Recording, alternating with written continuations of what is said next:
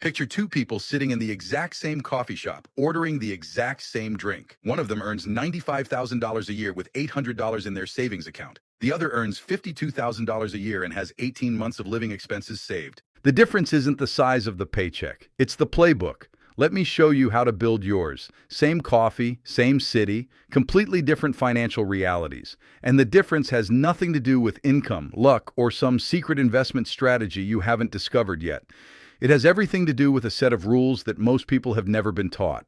Today, we are going to break down the minimalist money rules that create permanent financial stability, rules that work at any income level, rules that the financially secure live by almost automatically. And I promise you, by the time we are done, you will never look at your spending the same way again. Let us start by destroying a myth that keeps millions of people financially stuck. The myth is this: if you just earned more money, your problems would go away. Research and real life consistently prove otherwise. More income without better rules just means more spending. The habits that make you broke at $40,000 a year will make you broke at $120,000 a year. They just operate on a larger scale. You will have a more expensive car you cannot afford instead of a cheaper one. You will have a bigger house squeezing your budget instead of a smaller one. The anxiety, the paycheck-to-paycheck feeling, the constant low-level financial stress, all of that follows you up the income ladder if you never change the underlying rules you operate by. Minimalism is not about owning nothing or living some Spartan lifestyle that makes you miserable. It is about precision. It is about removing everything that does not genuinely serve your life so that what remains can actually grow. And when applied to money, this principle creates a kind of financial breathing room that most high earners never experience. So let us get into the rules. These are the ones that actually matter. Rule number one is understanding that everything you own costs you twice. Most people only ever calculate the first cost, the number on the price tag. But there is always a second cost, and it is often larger than the first. Think about that treadmill sitting in the corner of someone's bedroom. The purchase price was maybe $800. But that treadmill takes up floor space, and in most urban areas, space costs between $30 and $50 per square foot annually. Factor in the mental energy of looking at it and feeling guilty, the time spent moving around it, the eventual cost of disposing of it, and suddenly that $800 purchase has quietly cost $2,000 or $3,000 over a few years. The second cost also includes opportunity cost, which is the most invisible expense of all. Every dollar sitting inside a possession you barely use is a dollar that could be growing in an index fund. That $15,000 home gym could have become $50,000 or more over 15 years through compounding returns. You did not just buy equipment. You traded a piece of your financial future for stuff that collects dust. Minimalists think about this second cost before every significant purchase. They ask not just what does this cost to buy, but what will this cost me to own? That question alone eliminates enormous amounts of financial waste before it ever happens. Rule number two is the cost per use calculation, and it will permanently rewire how you evaluate purchases. Before buying anything, estimate realistically how many times you will actually use it. Then divide the total cost by that number. A $200 jacket worn twice costs $100 per wear. A $400 jacket worn 200 times costs $2 per wear. The more expensive jacket is actually the far cheaper choice in any honest financial sense. This calculation destroys most impulse purchases immediately because when you actually do the math, most things we get excited about in stores have a cost per use that is genuinely embarrassing. That $350 kitchen gadget you might use 4 times a year costs $87 every single time you touch it. Meanwhile, a $2,000 mattress used every night for 10 years costs about 55 cents per use. The math makes quality investments obvious and impulse purchases absurd. Start applying this to every non-trivial purchase and watch how quickly your buying decisions change. Rule number 3 is the replacement test, and you can start it today. Walk through your home and look at what you own. For each item, ask yourself one honest question. If this disappeared tomorrow, would I spend money to replace it? Not could I replace it, but would I actually go out and buy another one? Be ruthless with your honesty here. Would you replace that fondue set?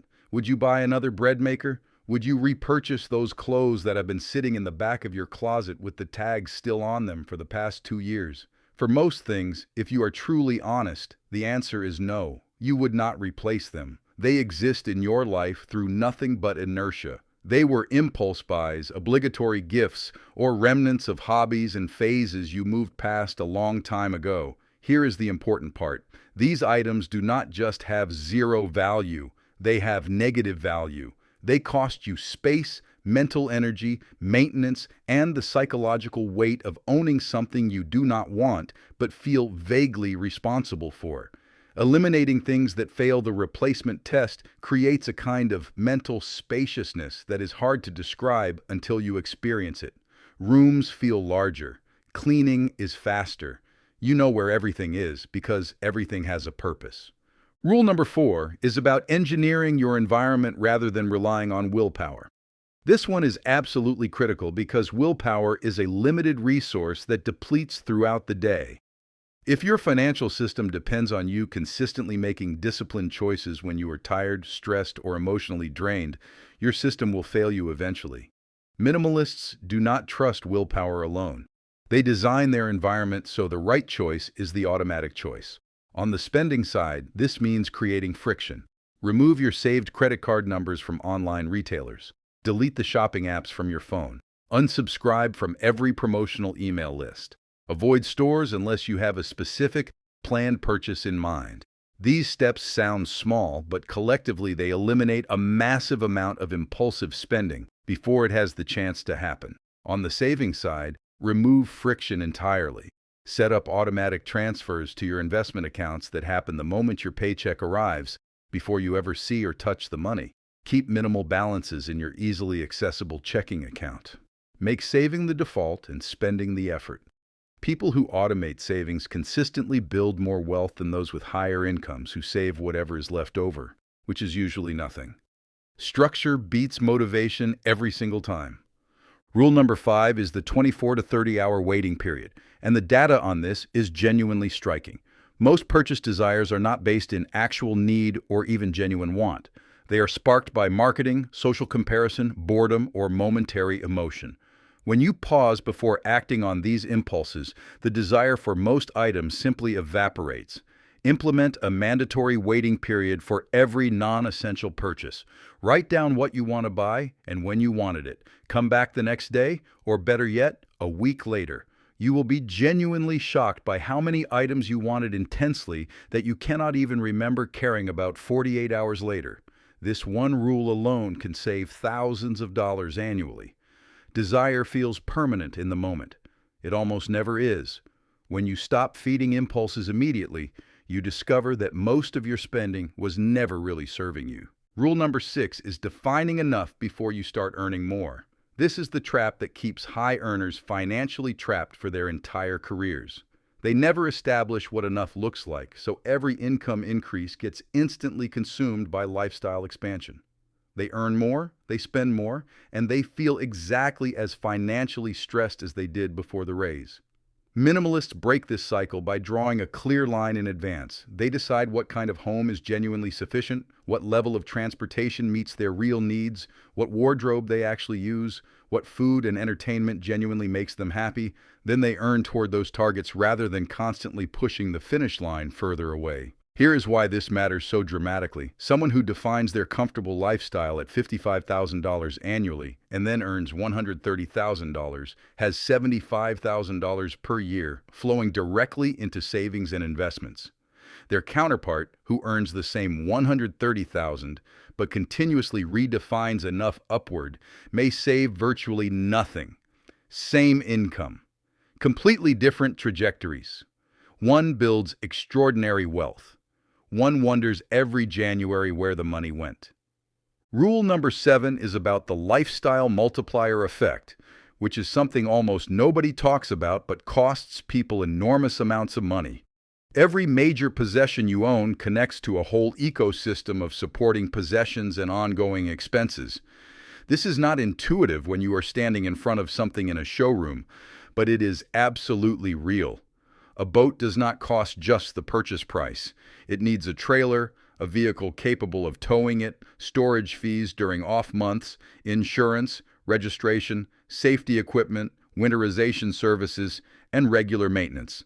A pool requires chemicals, cleaning equipment, covers, poolside furniture, and often landscaping upgrades to complement the installation. Even seemingly simple purchases trigger multiplier effects. New athletic equipment often requires appropriate clothing, bags, accessories, and memberships. A larger home requires more furniture, more cleaning supplies, more heating and cooling costs, and more maintenance time. Before any significant purchase, calculate the full ecosystem cost, not just the sticker price. What else will this require? What else will this make you feel like you need? The true cost of ownership is almost always substantially higher than the purchase price suggests. Rule number 8 is choosing quality over quantity and understanding the buy once philosophy.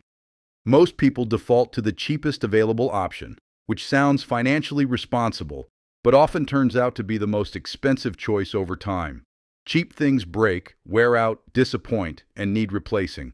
Quality items last, function better, require less maintenance, and ultimately cost less per use over their lifetime. 5 pairs of $40 shoes that each last 2 years cost $200 over 10 years, but also requires 5 separate shopping trips, 5 adjustment periods, and 5 moments of disappointment when they fall apart. 1 pair of $200 shoes that lasts 10 years costs the same or less with dramatically less friction. Buy once, buy right. This philosophy also naturally limits accumulation because when you commit to quality, you are forced to be patient and intentional. You research carefully. You wait for the right thing rather than grabbing whatever is convenient. That patience alone prevents enormous amounts of wasteful spending. Rule number 9 is measuring wealth by optionality rather than accumulation. This perspective shift changes everything about how you make financial decisions. The conventional picture of wealth is visible. Large home, expensive car, designer goods, symbols that communicate financial success to the people around you. Minimalists measure wealth completely differently. They measure it by what they can choose. Can you leave a job that is destroying your health without immediate financial catastrophe? Can you take 3 months away from work to handle a family emergency?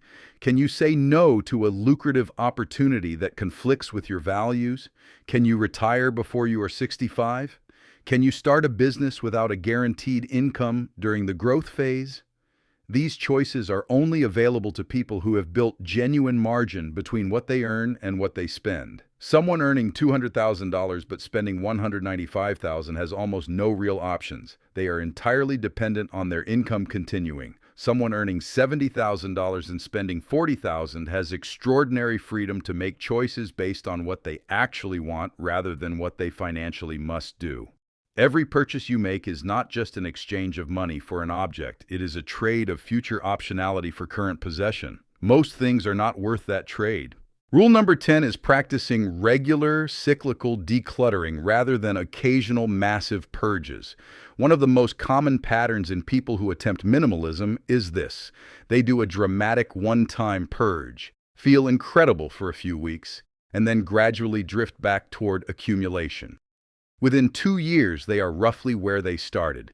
Sometimes worse because the purge felt so exhausting they swear never to do it again. The sustainable alternative is small, regular reviews. A quick weekly check on anything coming into your home. A monthly focus on one category of possessions. A quarterly look at overall accumulation trends.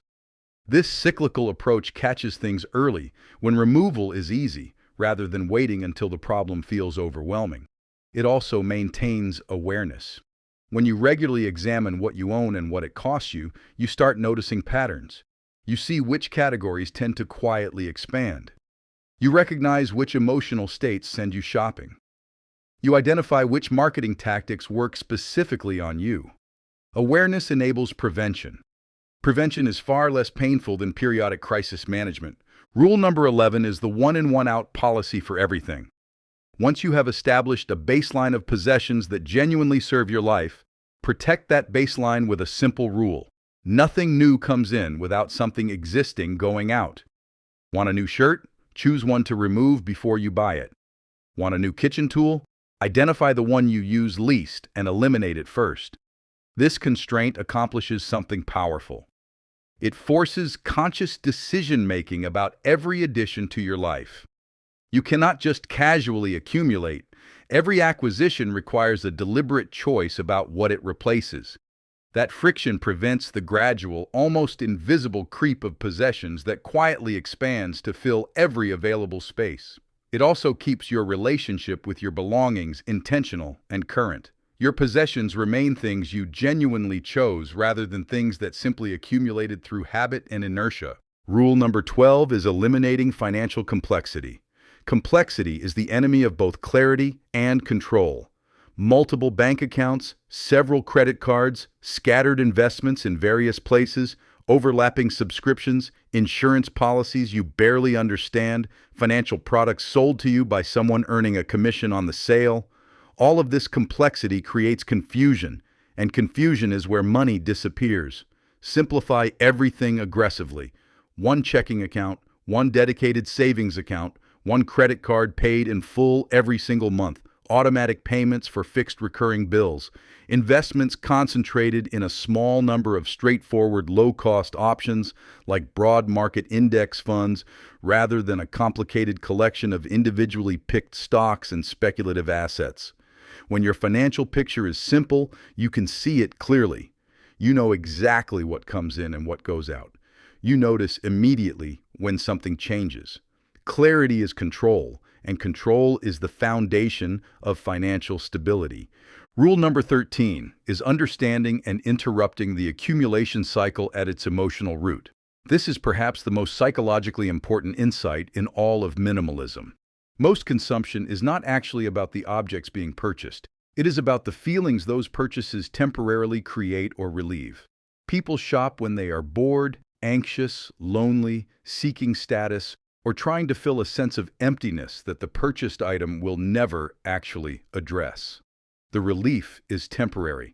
The object remains. The underlying emotional need returns, often stronger than before. Minimalists address this directly by recognizing when they are experiencing a shopping impulse and asking what is actually driving it. Are you anxious about something unrelated to the purchase? Are you seeking external validation through what you own? Are you trying to solve a social or emotional problem with a commercial transaction? This awareness does not eliminate all discretionary spending. It does eliminate the spending that was never going to make you feel better anyway. And it frees up both money and mental energy for things that actually matter. Rule number 14 is building your financial identity around savings rate rather than income level. Most people define their financial health by what they earn. Minimalists define it by the gap between what they earn and what they spend. A 40% savings rate on $60,000 per year builds more genuine wealth and more actual security than a 5% savings rate on $180,000 per year. Income is important, but it is secondary to the ratio. Focus relentlessly on expanding the gap. Every dollar you do not spend is not just a dollar saved. It is a dollar earning returns for decades. It is a piece of your future freedom that compounds year after year. When you build your identity around maintaining a strong savings rate rather than achieving a certain income level, your entire relationship with money shifts. You stop measuring success by what you earn and start measuring it by what you keep and grow. Rule number 15, the final and perhaps most important rule, is living deliberately rather than by default. The vast majority of financial decisions that people make are not actually decisions at all. They are automatic responses to social norms, marketing pressure, comparison with peers, and habits established before anyone ever stopped to examine them. You buy a car because people at your income level buy that kind of car. You upgrade your phone because it is what everyone around you does every 2 years. You eat out at a certain level of restaurant because that is simply what you do on weekdays.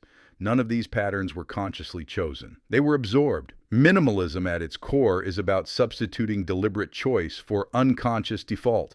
It means regularly examining your actual life and asking whether what you are doing reflects what you genuinely value or simply reflects what you absorbed from a culture optimized to encourage maximum consumption. The people who always have money, regardless of their income level, have made this shift.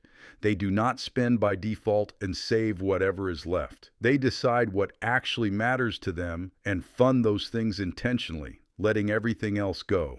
Here is the practical path forward from everything we have covered today. This week, do the replacement test in one room of your home. Find 10 items you would not replace and remove them. Notice how it feels. This month, implement the waiting period for every non-essential purchase and track how many desires survive. Next month, sit down and actually define what enough looks like in each major spending category for you personally. Write it down, refer to it, and this year focus on widening the gap between income and expenses by applying these rules consistently, not perfectly, but consistently. The person who always has money is not luckier than you. They are not earning dramatically more than you. They just operate by a different set of rules that create financial stability as an almost automatic result. Those rules are available to you starting today. The choice between owning your possessions or being owned by them, between optionality and obligation, between financial peace and financial anxiety, is made one decision at a time. Start making the right ones, and the compounding effect over the next 5 years will genuinely change your life. If you found value in this video, please like and share this with someone who needs to see this video. Comment which rule resonates with you the most. Subscribe to the channel to catch my next video. See you in the next one.